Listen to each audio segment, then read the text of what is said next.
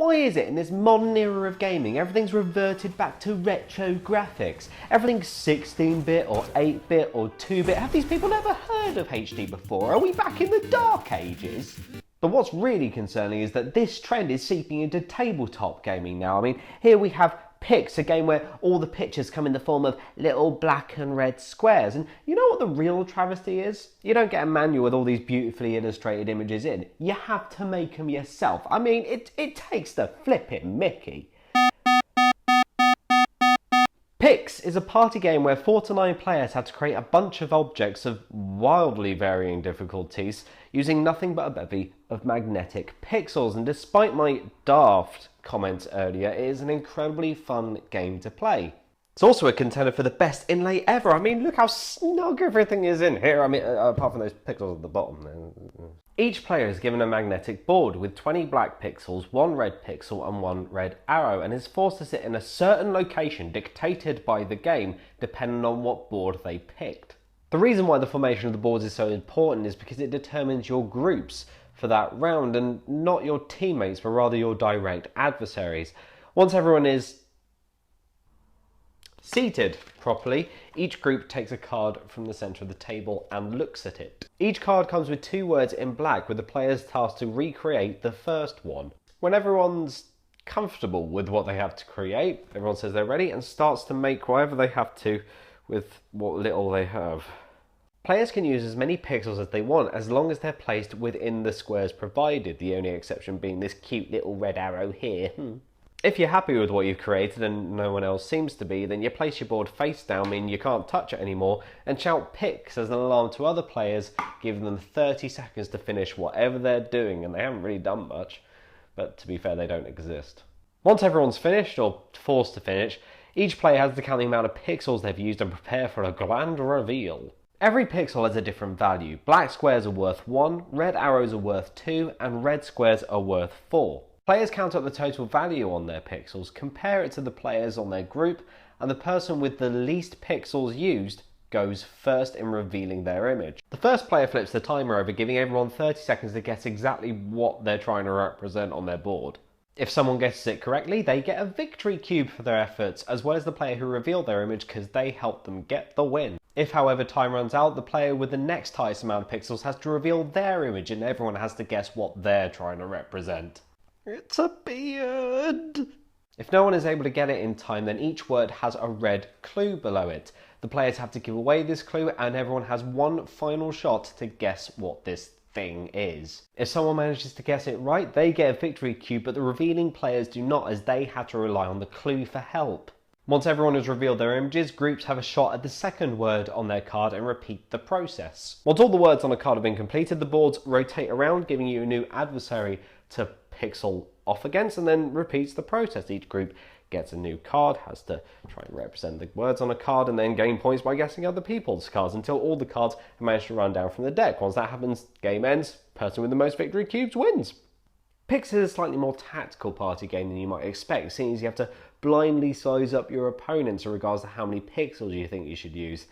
Are they exceptional artists with a really keen eye for detail and really good at thinking outside the box, in which case should you use a smaller amount of pixels in order to edge out first and hope that somebody gets it? Or are they just terrible at minimalism, in which case you could probably just spend all the pixels you like in a bid to create a marvellous masterpiece and, again, hope that people get it? It's really rather interesting. Another thing I really like about it is no matter how many times you've played it, it always manages to find a way of trapping you. 9 times out of 10, veterans will look at a card and simply exclaim, "How?"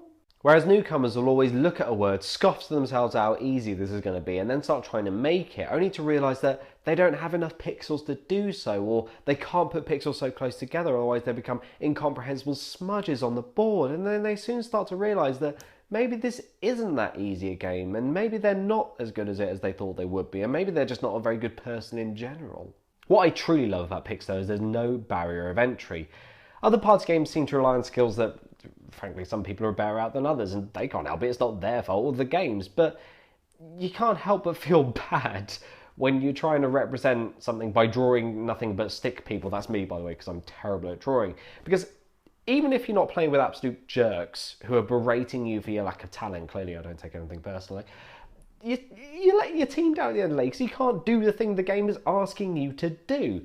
Whereas here, who does this for a living? Even if you're an exceptional pixel artist, you're working under such minimalistic terms that you're all in the same boat. It's incredibly tough for all of you, and even though you're competing against each other, there's this strange sense of teamwork because of that. So when you do create something good and something that makes you look like an extraordinaire, a genius, people will applaud you for it, even if you're beating them. There's even a little hall of fame in the box so you can put the best designs in it. There's not a lot in it at the moment, but that's because I'm particularly picky about who goes in here. Here though, if you get something wrong, you have a genuinely good excuse. You ran out of time, you didn't have enough pixels to represent what you wanted to represent, or everything just kind of smudged together and it didn't come out right.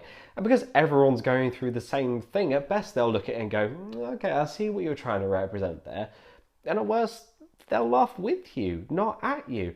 I'm going to show you two pictures that came out of a game we recently had. One took the word rather literally, but still kind of works essentially. These are both meant to represent cocktails, and over here we've got the cocktail glass. That red arrow could be a parasol. Yeah, sure, that works. Whereas here, well, that red arrow is a tail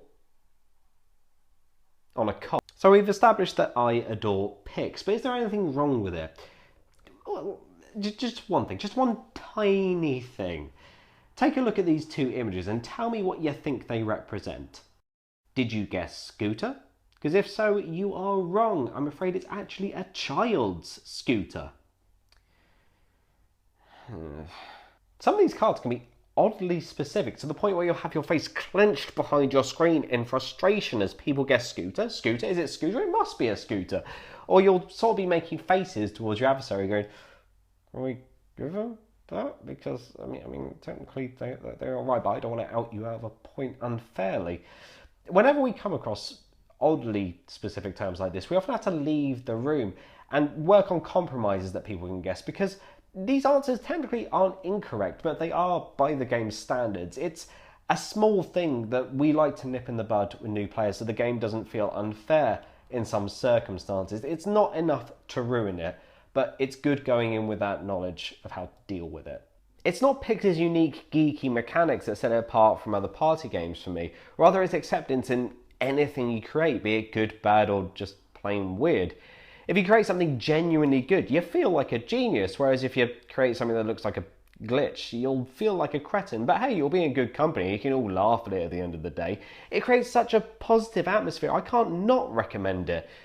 The only problem is it seems to be quite hard to get hold of at the moment. I mean, I'm not looking at the shadier aspects of the internet, if it does dwell there. But anyway, that's not the point. Game works. This is a call to action. Make this a thing. Make it bigger. Make another one. Make expansions. And if you're going to do something with it, if you could make it 60 frames per second and make it for higher resolution screens and increase the hertz capacity, then I can really... this joke's dead in the water. I have no idea what I'm talking about.